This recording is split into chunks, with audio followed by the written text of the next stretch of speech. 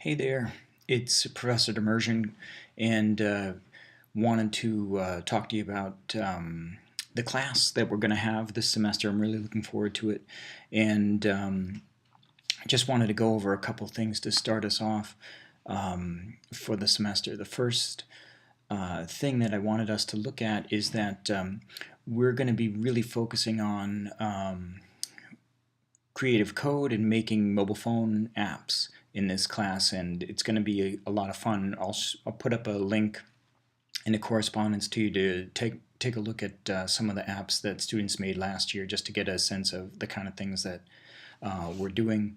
One of the things that I want you to think about as you're going throughout your daily life is to think about, over the next semester, is to think about how is a mobile phone different from a regular, like a desktop computer or a laptop, and what can you do to take advantage of these differences. So you have things where it's a touch screen or multi-touch. There's some monitors, yes, I know that you can do multi-touch and they're cool, but most laptops and most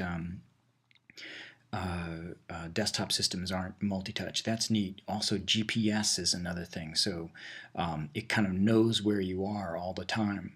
And things like the accelerometer. So a mobile phone is really a whole collection of actual sensors that are built into it that are reporting information about the status, like how light is it outside. There's a light sensor. There's about 30 or more sensors operating on your mobile phone at all times, and I want us to think about how can we take advantage of these to create applications that make something cool. And so that's the goal, is to have you start to learn how to access these sensors within the mobile phone and to make media that takes into account this kind of responsive engagement with a user, and with the kind of sensors available, because in a weird way we really are very similar as humans, where we are this collection of sensors. Our sensors are touch and sight and sound, and what we have now are all these different devices that are interfaces that are sensing the physical world, processing that information, and creating these situations or kind of formats for engagement. And so that's what we're really kind of focusing on in this class. How we go about doing that is we're going to be using a program called processing. Processing is a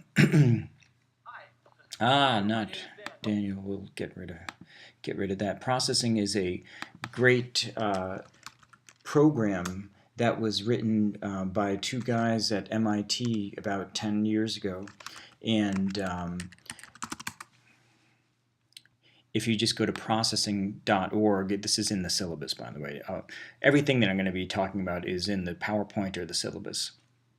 So processing is the coding environment that we're going to be using, and the reason why I've chosen this environment is there's a bunch of cool reasons why we're using this. In fact, I believe I have a slide here.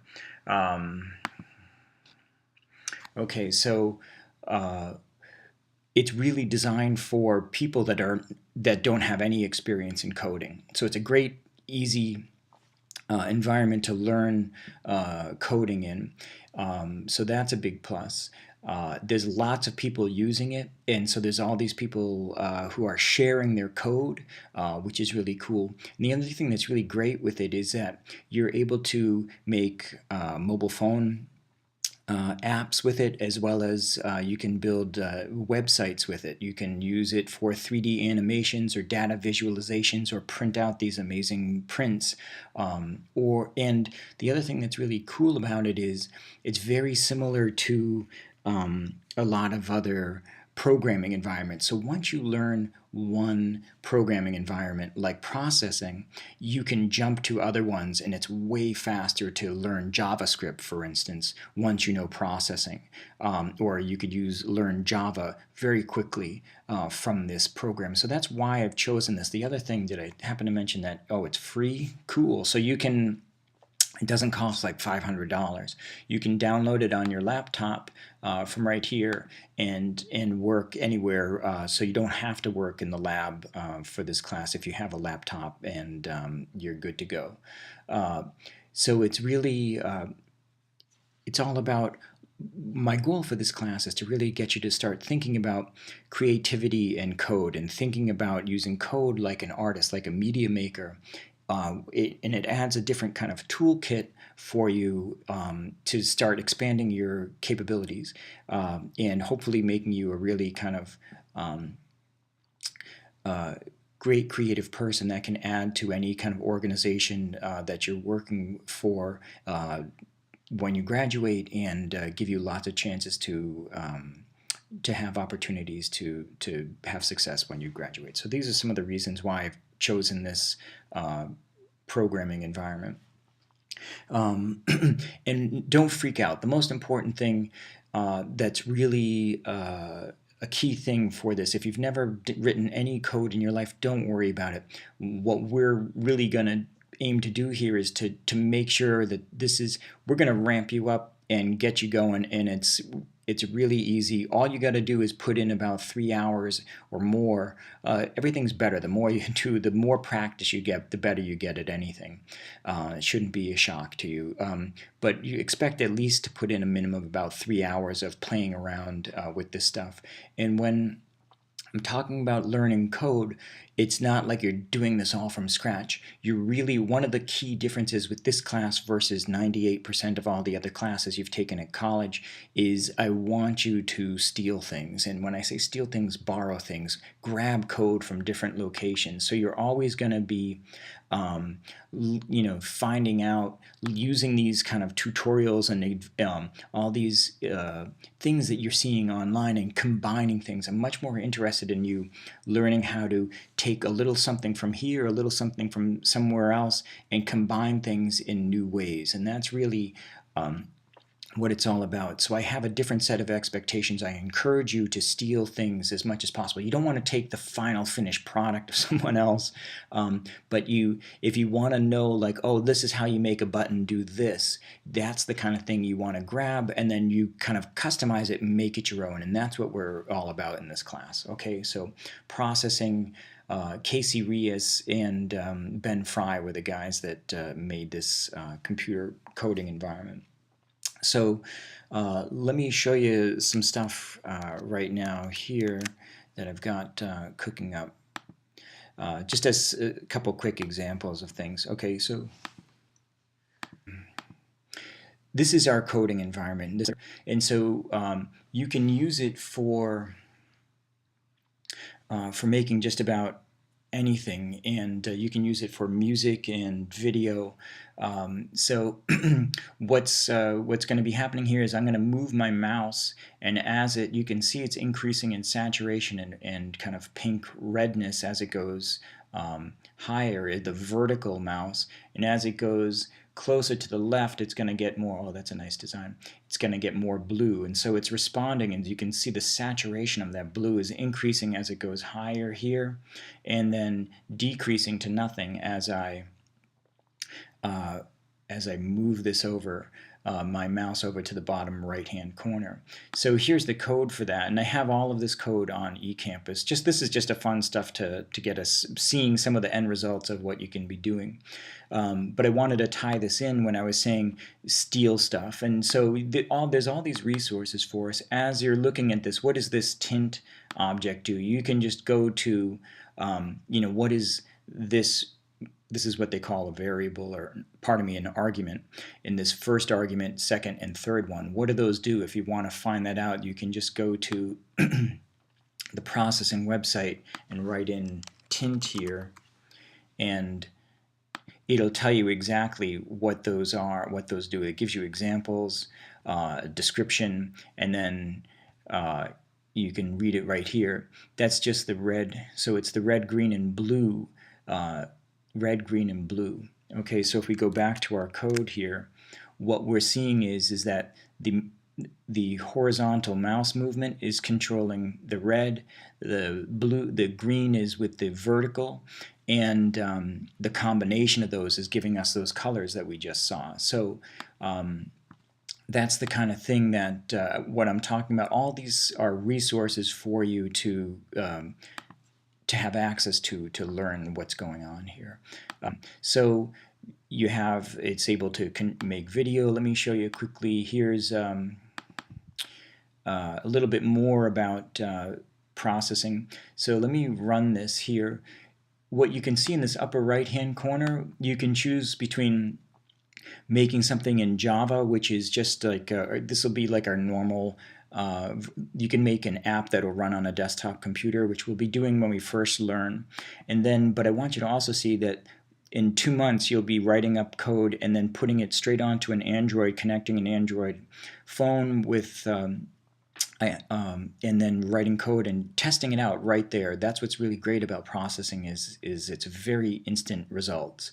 And then you can also choose this JavaScript one, and you can print out stuff for the web. So to run the code, you just click that button here, and then I'm going to go down to, now I'm in Firefox, and this is that code that you just saw. So this is taking that mouse movement, and we're able to kind of see this kind of, there's a ball that's, the opacity is kind of trailing behind it, and that's responding to my mouse movement here.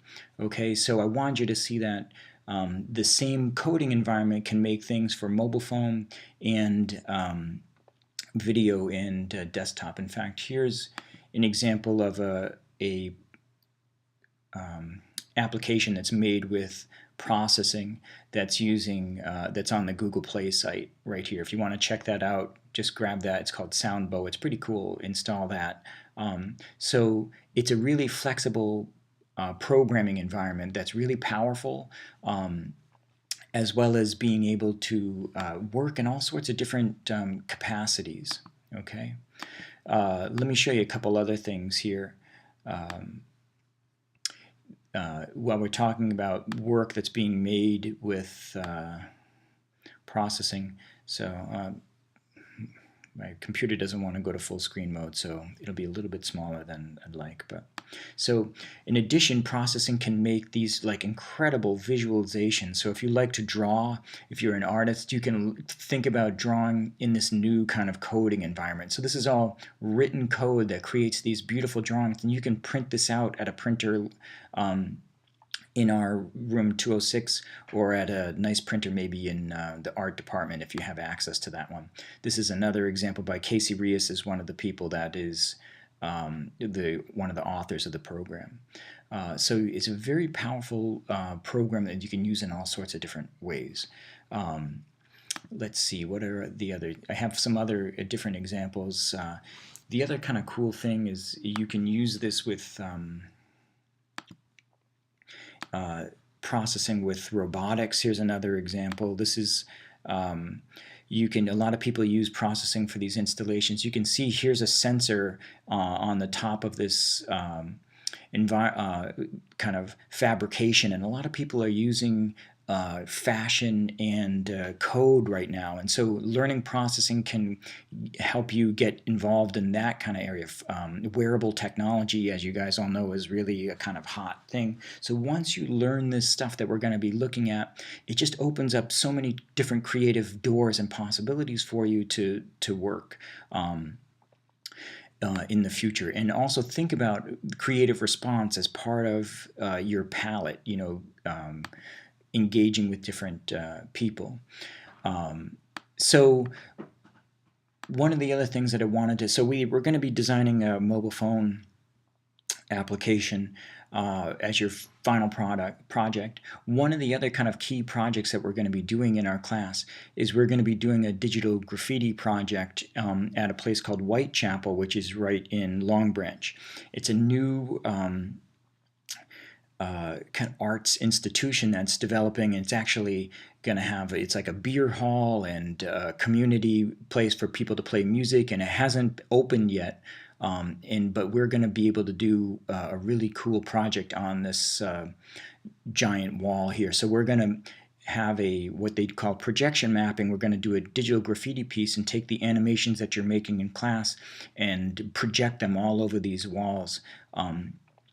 The third week in April. That's something that we're going to be looking forward to. It's a Thursday night. Here's an example They have all sorts of different graffiti artists coming from Brooklyn to come in and work on the exteriors, and we're going to be doing that kind of thing, but digitally. So that's something to keep an eye out for. That's going to be our key project. What I'm working on right now is I'm down in Florida at this place called Alice Beach at a digital graffiti artist residency, and we're learning about different ways to projection map onto buildings, and so I'm doing research that we're going to use for later in this semester. If you want to read about it here, I'll put a link there. So it's pretty cool what we're going to be working on, and this is where I am right now. Oh, hello, that's me. So if you want to read about that, I'll put a link to it. So those are the kind of things that we're going to be doing. Projection mapping. The reason why I think this is cool for you guys is that in addition to having a cool mobile app that you've made, you'll also say, yes, I've also created animations for projection mapping, and you'll have a really nice kind of addition to the portfolio of work you're designing here at the university. So I think it's something that'll really help you out with lots of different possibilities once you graduate. Okay. Let's see, what else did I want to talk about? I think we're nearing the end. Okay, that's good. So let's talk about, so check out the PowerPoint to get more of this. I'm not going to just read this to you, but you want to look at this closely. Also take a good look at the syllabus. I was contemplating doing a quiz on the syllabus for next week, but I don't think I want to go there. Let's take a quick look at how I'm organizing things, though, on eCampus. So guess what? I found a free version of the book. It's right here. It's called Learning Processing. You want to download that as soon as you can. Also, this is what the book looks like. There's all these exercise files and things like that that are code things. If you get stuck, you have the code examples from the book are right here on this website. So take advantage of that. You can download all of that right here. You don't have to buy the book. It's free right here. I also have examples from another book that is written by Casey Reas and Ben Fry that you should just grab that. That could be useful to you as well. I'll put additional readings in addition to just being into the code and stuff. We're going to be looking at a lot of artists and ways and kind of theory behind mobile phone art, making applications, digital media, and so I'll be having additional readings that we're going to have for our homework here as well. Okay, and that's in the texts area. Any resources available to us, I'll put here. Wow, things are really slow. Okay, there we go. These are the resources, different libraries and things like that. And let me just see if there's anything on here that's really, I don't have a really super strong web connection. Okay, so the syllabus is here and in-class files. So when we work, like those video files that I showed you, they're right here. Try those out this weekend and give those a spin. The homework assignment I will put up here. I'll make that. I'll also be emailing that to you. When you complete the homework assignment, you want to go to the Dropbox, and this is where you're going to put homework number 1. You want to complete these before our class Wednesdays at 4:30.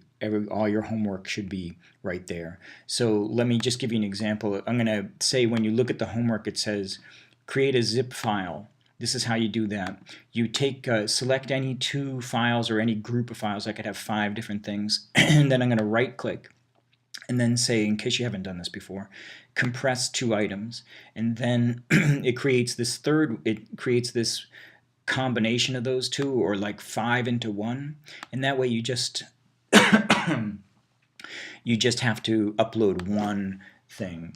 And then put your last name on it, Smith, and then you're good to go. And this is what I'm looking for as a zip file for your homework assignment for all of. So you'll have maybe sometimes a whole bunch of different folders and related items. You can zip them all together, and it's just one thing that you drop right into here in the Dropbox, and that's before the class. We'll have some discussion board things going on and other stuff too. Those aren't set up just yet, but that's coming up. Okay.